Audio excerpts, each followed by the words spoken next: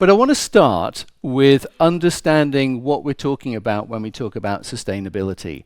And as I was writing the book, the publisher, as they always do, said it's a bit long. You know, it'll cost us some more money to write this because there are more pages in it. I'm not very good at writing short books. I can only really write long books. And they said, why don't you take out this first section about all of the impacts on the planet and people?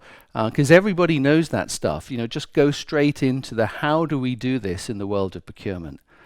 And I said, actually, no, because I don't think everybody does know this stuff. I think in procurement, we understand climate change, we understand that single-use plastics are an issue, and you know, whatever those things that make the headlines are, we understand those things, but we don't necessarily understand all the things. So I think if we're going to be good at this in procurement and supply chain, we need to first know about sustainability. Procurement and supply chain people need to become experts in sustainability. So we've got to understand what climate change is and all of the impacts and what drives that.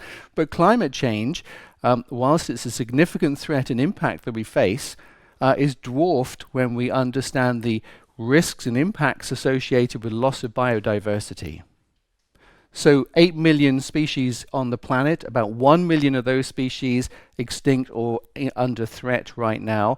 And the problem that gives us is the planet is a global ecosystem of which we are part and on which we depend.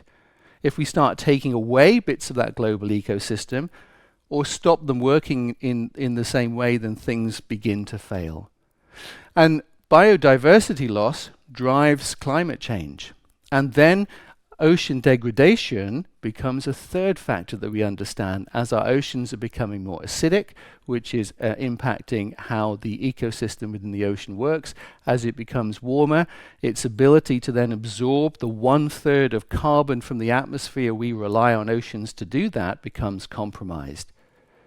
So ocean degradation begins to accelerate climate change, which begins to accelerate loss of diversity, which begins to impact climate change and further degrades the ocean.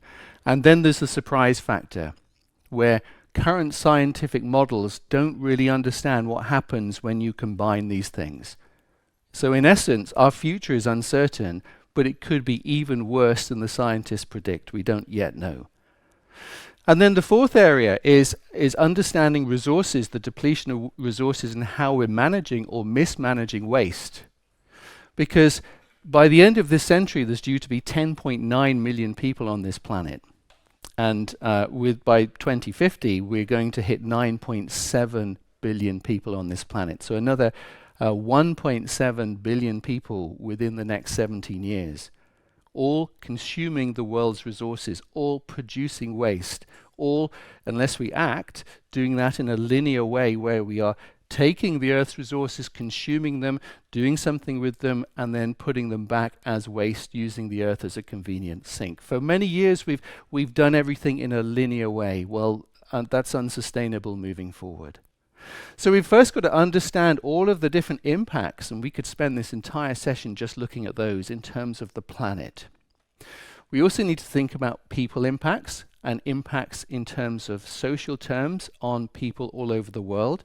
So human rights, forced labor, child labor, discrimination, inequality, poor working conditions, all the things that exist within the supply chains that are part of our organizations or part of the products that we buy, often without understanding that fully, often without those companies that are producing those products or providing those services to citizens and patients and pupils and so on, having full understanding of that, because we just don't know.